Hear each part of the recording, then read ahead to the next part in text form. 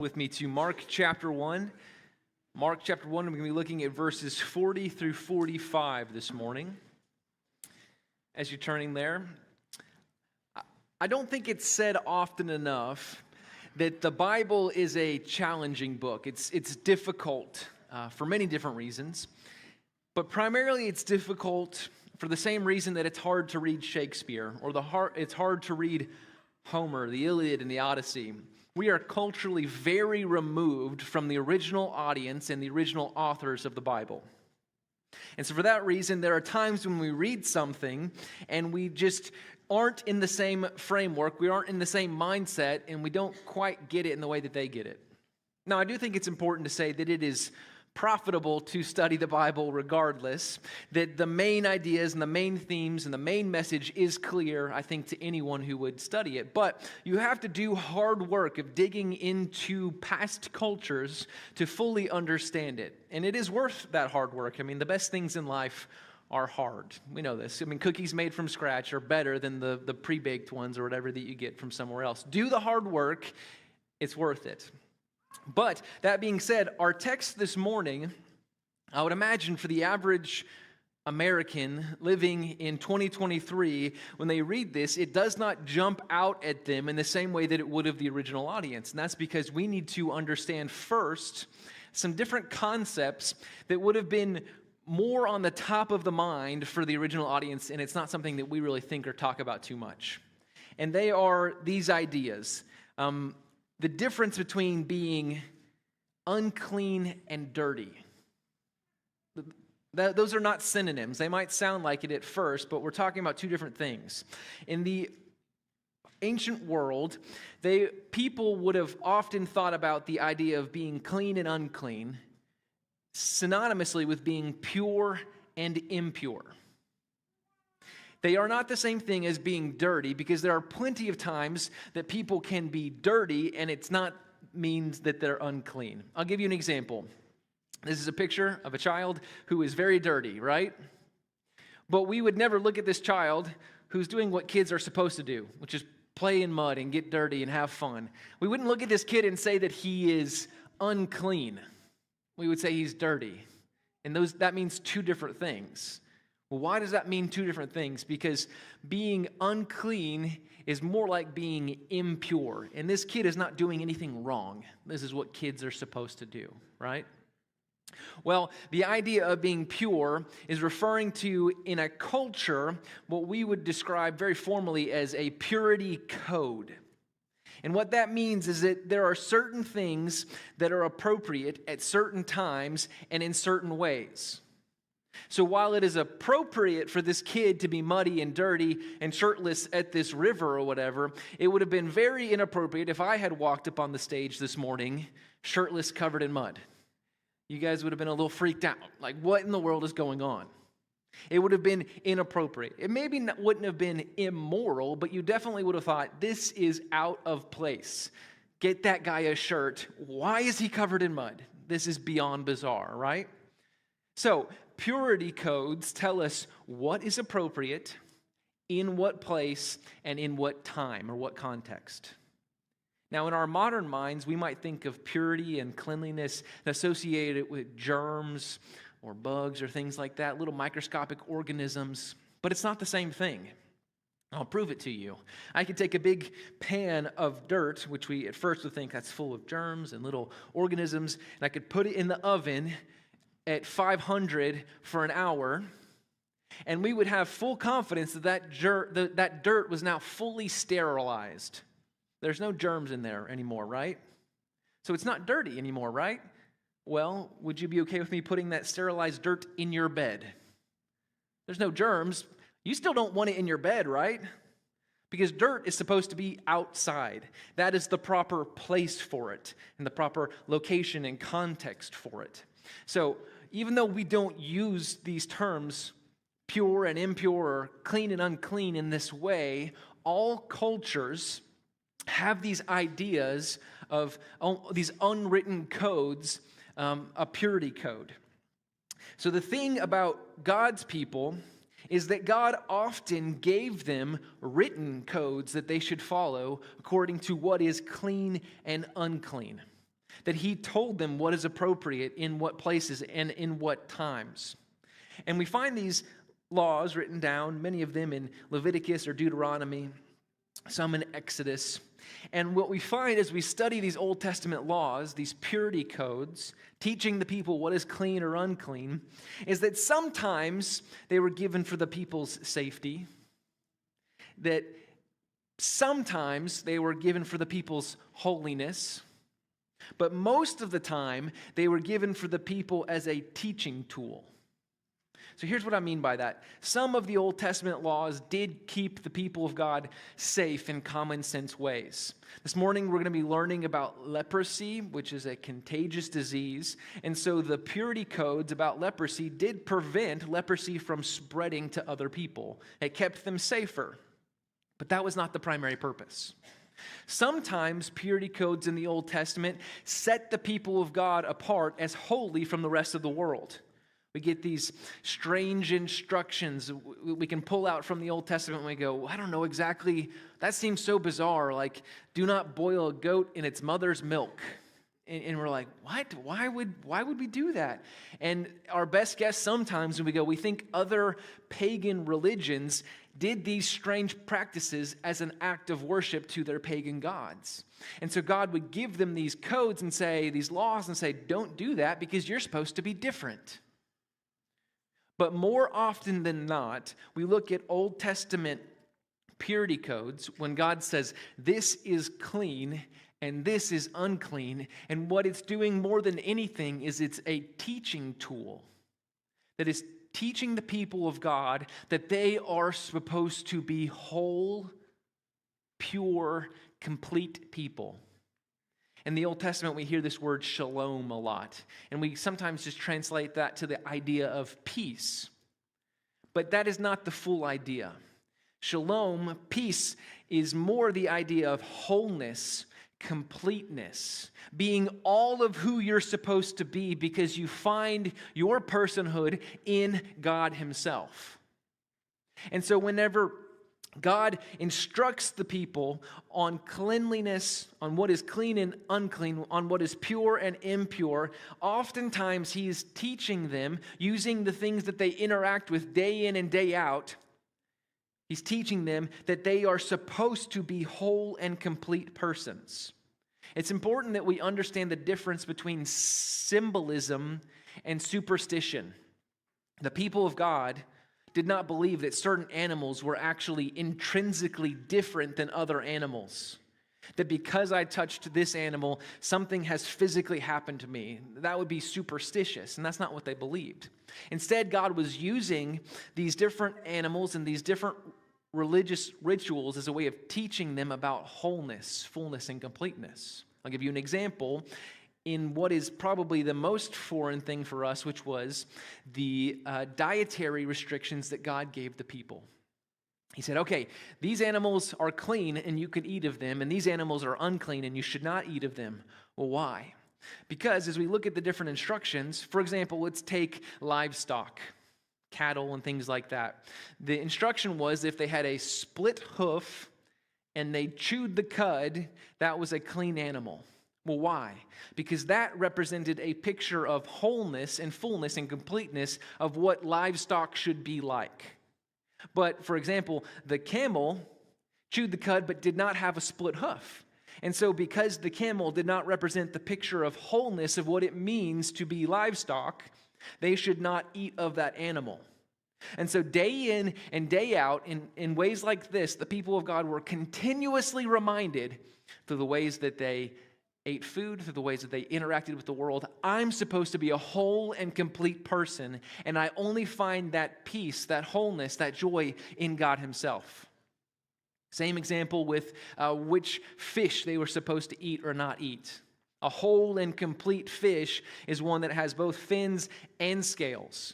And so the unclean fish were what? The ones that either did not have both fins and scales. They might have fins but not scales, or they might have scales but not fins. Those fish you should not eat because it's not a picture of wholeness and fullness and completeness. And so this act of eating certain animals and not eating other animals continuously taught the people, I'm supposed to look to God to be a whole and full and complete person. Now, the one fish was not intrinsically different, but it wasn't a good picture of who they were supposed to be. And so this morning, we're looking at a man who suffered with leprosy. Now, when we hear the word leprosy, we think of the modern disease, which is also known as Hansen's disease. And as we look at the Old Testament, the term leprosy was a much wider term that did not refer simply to one disease. It referred to many, many different skin conditions. The reason this is important is because the word leprosy comes from the word for scale, meaning it was a skin condition that made it appear as if your flesh, your skin was scaly. So why would this cause someone to be unclean? Because we don't have fins. Right? So I'm not saying it would be better if we also had fins and scales. That would be bizarre too. But the idea is when they had this skin condition, they became unclean because they were no longer representing a wholeness or a fullness of the creature that they're supposed to be. And so this is tougher to wrestle with because we're talking about a person with a health condition rather than just eat this animal and don't eat this animal. So there's more emotionally tied up here, but the symbolism is the same. The picture is the same. Jesus wants us to be whole and complete people. He wants us to find the fullness of who we are, and that is only found in following Him. And He wanted that to be constantly in the people's minds, in their daily routine, in what they ate or what they didn't eat, and who they associated with or who they didn't associate with, what they touched and what they didn't touch. A constant reminder, find your wholeness in Jesus. Find your wholeness in God. And so, with that history lesson out of the way, we can understand our text this morning much more clearly, and we'll be able to then see why it's important for us as well. So, looking at verse 40.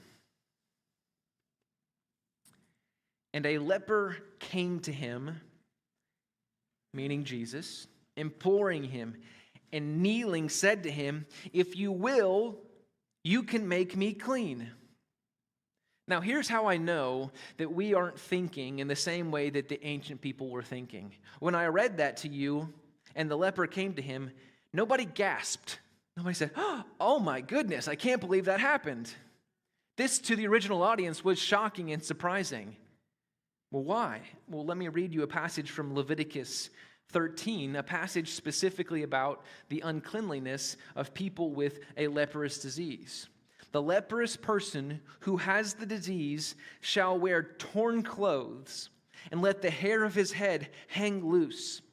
And he shall cover his upper lip and cry out, "Unclean, unclean."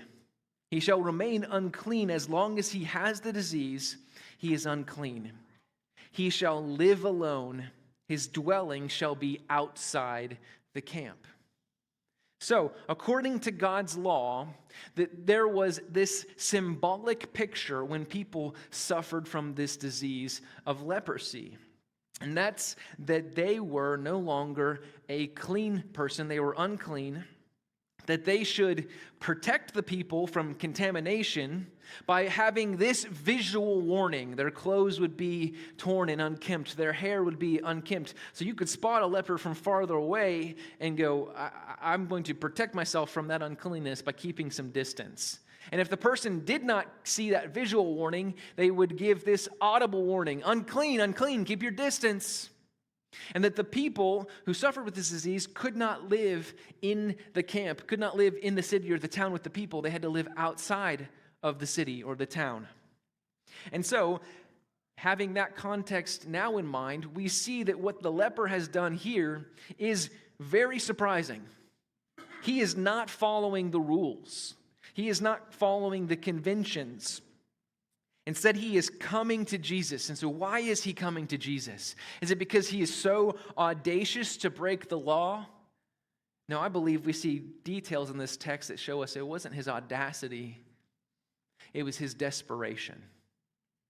Who knows how long now he has been outside of the city. Because of this disease, because of his uncleanliness, he has lost his ability to be part of a family. He's lost his ability to make a living. to provide for his family. He's lost his ability to go and to worship with the people of God, to enter into the temple. And because he is desperate, he comes to Jesus. And we see his humility in the fact that he kneeled at his feet. And then he said, "If you will, you can make me clean." There's no accusation in the leper's words here. Oftentimes when we go through difficult things, we have the audacity to accuse God. I can't believe, God, you would let this happen to me. Of all the people that this could have fallen on, why me, God? And we think that we know better than him, but there's no accusation. He looks to Jesus' will in this moment. If you will, you can make me clean. Notice, he did not ask to be healed. He has to be made clean. He recognizes that he's suffering with more than a physical illness. He is suffering with the need to be purified, to be made right before God. And so what will Jesus do? Again, so far in the book of Mark, we're pretty new to Jesus. If you've never heard about Jesus before, this is the first time you're reading about him. You know that he is claimed to be the king who's bringing God's kingdom. We know that he's claimed to be a rabbi, that people should listen to him and follow him. But we don't know that much about his character. Most rabbis would have seen the leper coming and would have run or maybe done worse. But what does Jesus do? Verse 41. Moved with pity, he stretched out his hand and he touched him. Once again, no gasp in the room. This should be shocking to us, because we know from Leviticus 5 and Numbers 5 that anytime you touch something that is unclean, you're supposed to become unclean yourself, at least for a time, until you offer the right sacrifices and do the right washings. But Jesus, he is moved with pity. His compassion for this person. He looks at his brokenness. He looks and sees that he is not a full man. He does not have shalom. And it says that it hurts Jesus to his core. It's a very strong word, that word pity. He feels it in the center of who he is, that he must do something for this man. And so he reaches out and he touches him. And he said to him, "I will be clean." And immediately the leprosy left him and he was made clean. Jesus heals him. And what we're going to see later in the Gospel of Mark is that Jesus does not have to touch someone in order to heal them. There are times when he's going to heal somebody on the other side of town just by willing it to happen. So why in the world, if Jesus could heal this man, would he touch him in order to heal him? Well, it's because of his compassion. What has this man not had for maybe years now? Well, people have been bringing him food so that he could continue to eat and live. He's had a basic shelter, maybe a tent or something outside of town.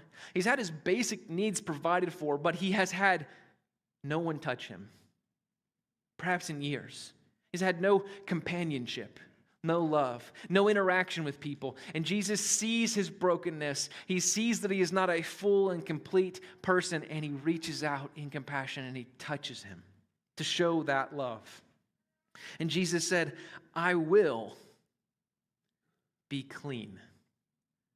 Notice that the leper did not ask to be healed. He asked to be made clean, pure. And Jesus did not say, "I will be healed." He said, "I will be clean."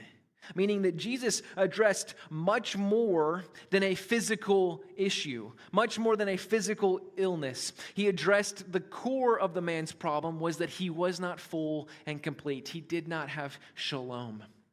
That he was far from God. And in the man's humility, kneeling before Jesus, he had come close to God again. And God's response was to reach out and to wrap his arms around him. And so Jesus' response was not revulsion, not rejection, not retreat, not persecution. Instead, we see this, that Jesus receives all who come to him in humble faith. Jesus receives all who come to him and humble faith.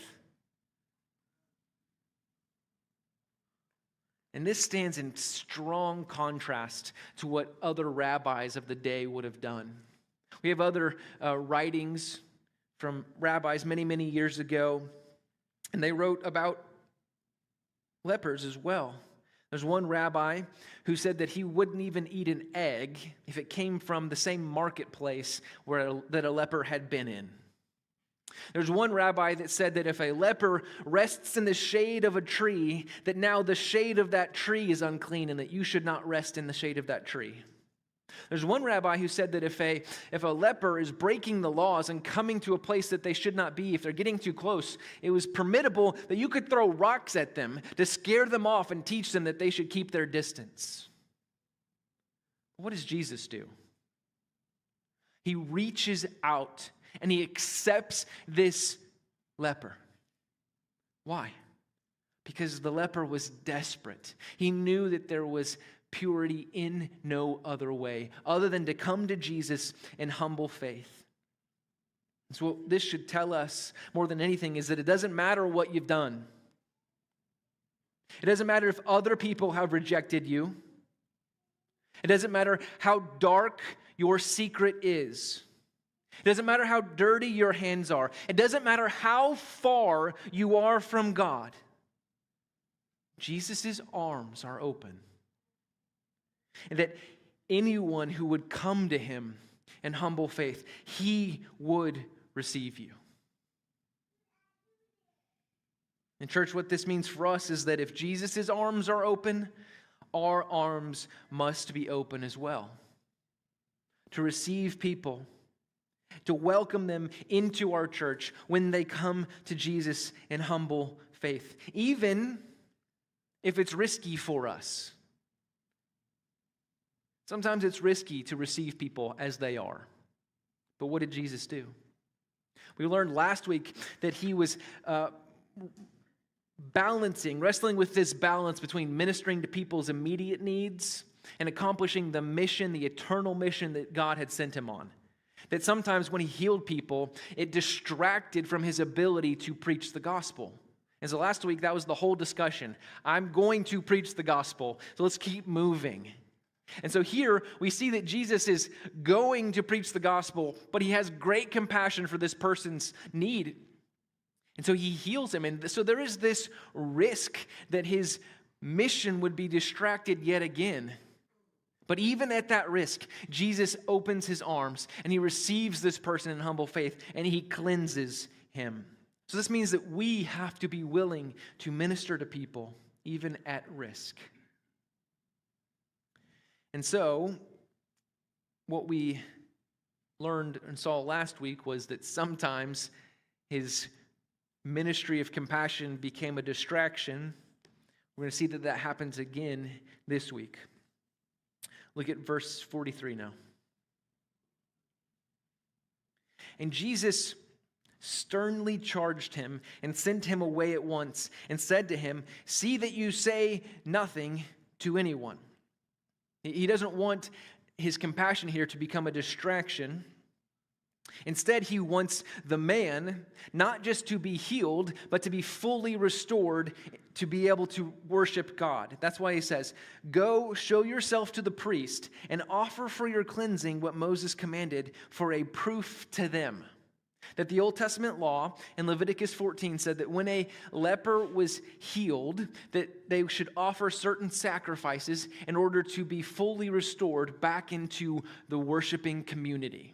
And so even though Jesus has fully cleansed this person, he says that go and offer these sacrifices as a proof to the priests, meaning they won't believe you're fully cleansed until you do this. And he didn't want the man just to be healed.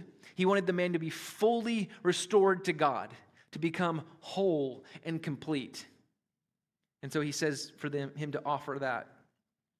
But unsurprisingly, verse 45, he went out and began to talk freely about it and to spread the news. I mean, wouldn't you do the same thing? I mean, you see a good movie and you want to talk about it. You eat at a good restaurant and you want to talk about it. Jesus heals you of a disease that you've had for years. I think I'd want to talk about it. I'm sorry, Jesus. But the result was that Jesus could no longer openly enter a town. But he was out in the desolate places. And people were coming to him from every quarter. So you see what's happened here, huh? Remember, we're reading a spiritual biography, a theological biography, meaning that the historical details are accurate and correct, and yet Mark chose to include these specific details because they teach us an important theological truth. And so what has happened between the leper and Jesus? How did it begin? The leper was the one who was forced to be on the outside. He was far from the people. He was far from God because of his sin. But then Jesus comes to him. He places his hand on him. And he takes his place. And now because of the ministry that Jesus has done for this leper, who is on the outside? Jesus. He's the one who can no longer enter into the town. And so Mark, at this point, is already foreshadowing the work that Jesus is going to do on the cross. That Jesus is God in the flesh. He left the throne room of heaven in order to come to the earth. And then what happened? He willingly went outside of the town to be nailed on the cross. So what? So that we who are far from God because of our sin can come close to God once again. And so already, Mark is beginning to give us an indication of the kind of king that Jesus is going to be. That what we'll see is that the people of God expected Jesus to be a conquering king who would overthrow the Romans with military might. And what we see is that Jesus is going to be a conquering king. But it's not going to be through military might. It's going to be through his willing sacrifice. It's going to be through his personal humility. It's going to be through his willingness to trade places with us, to be our sacrifice. And this is a picture of why Jesus as king is upside down from the kind of kingdoms that we expect. That the first will be last and the last will be first. That he will conquer through sacrifice. That he will win through humility. And this is our King Jesus. And so what we see here in the leper more than anything is that this is not just a picture of physical healing. Instead, what we see is that Jesus' perfect purity can cleanse our deepest impurities. Jesus' perfect purity can cleanse our deepest impurities. That Jesus didn't want to wash the dirt off of our hands. He wants to wash the dirt off of our souls. Because more than anything, church, what we see in this text is not a story about a man who lived many years ago. What we see is our story. That we are the lepers. We're the spiritual lepers. Because of our sin, we are unclean. And because of our sin, we need Jesus to purify us and to make us clean again. And so, Christian, the very important truth for you to cling tightly to from this text is Jesus did not say, be healed. He said, be made clean. And so when you placed your faith in Jesus, he has made you clean. Doesn't matter what you've done. Doesn't matter what sin you continuously wrestle with. You are clean because that's how pure Jesus is. And he reached out and he put his hand on you and he covered over and purified your deepest impurities. But that also means that if Jesus has made us clean, we should live like we are clean, which is harder to do. I'm working on memorizing Romans 13:14, which says, but put on the Lord Jesus Christ and make no provision for the flesh to gratify its desires. I really like that picture. Because each of us, when we wake up in the morning, we make a decision to put on some kind of clothing. I mean, I don't see anybody here still in their pajamas. And you get up in the morning, you make that decision, you go, today I want to look presentable for the workplace. Or today I don't have anything important to do, I just want to be comfortable. Or today I got to look real good for that hot date I've got. We make that decision of what we're going to put on that day. And what Paul is challenging us in Romans 13 is he says, wake up each day and decide to put on the Lord Jesus Christ. He has made you pure, so you need to make the decision to live a pure life. Actively choose to not make provision for your flesh. Actively choose to not provide any opportunity for you to gratify your sinful desires. That is how we wake up and we put on the Lord Jesus Christ. That is how we honor the fact that he has taken our deepest impurities and made us pure, is by choosing to live pure lives. For those of us here this morning who are not Christians, who have never decided to follow Jesus with our lives, what this text, what the Holy Spirit is speaking to you this morning is this: you can be pure. It doesn't matter what you've done. It doesn't matter if other people reject you. It doesn't matter how dark your secret is. It doesn't matter how dirty your hands are. It doesn't matter how far you are from God. Jesus can purify you. He can make you clean before God. You can come close to God again because of what Jesus can do for you. If you would come to him in humble faith, there would be no revulsion, there would be no rejection, there would be no retreat, there would be no persecution. There would just be Jesus there with open arms reaching out towards you. But that means you have to come to him in humble faith. That means that you can't try to justify your sin, explain why it's no big deal. You can't try to shift the blame, put it on somebody else. You can't accuse God and tell him that it's his fault. No, you come to him in humble faith, desperate, knowing that he is the only way for you to be saved. He is the only way for you to be made clean again. In 3 John, which is a short little letter that the Apostle John wrote to his friend named Gaius, he sends to Gaius an interesting greeting. I'll read it to you. It says, "Beloved, I pray that all may go well with you and that you may be in good health, as it goes well with your soul."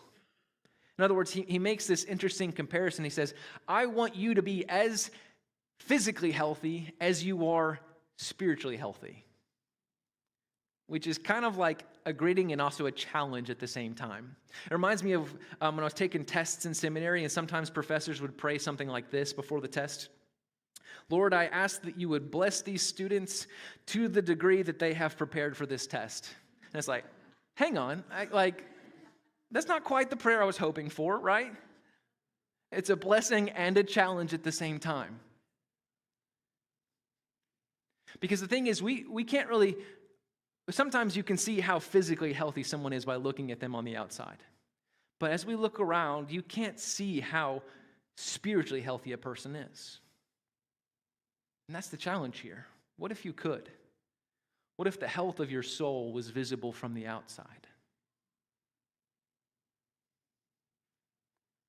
That's what we see in this text.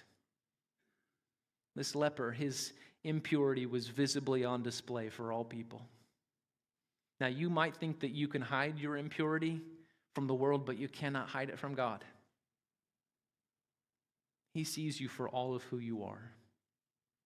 He wants you to be whole, complete. He wants you to be the fullness of who you're supposed to be, and that can only be found in him. He wants to cleanse you from your impurities and to make you pure. But this means you have to turn to Jesus. You have to come to him on your knees in humble faith. And if you would, he would receive you.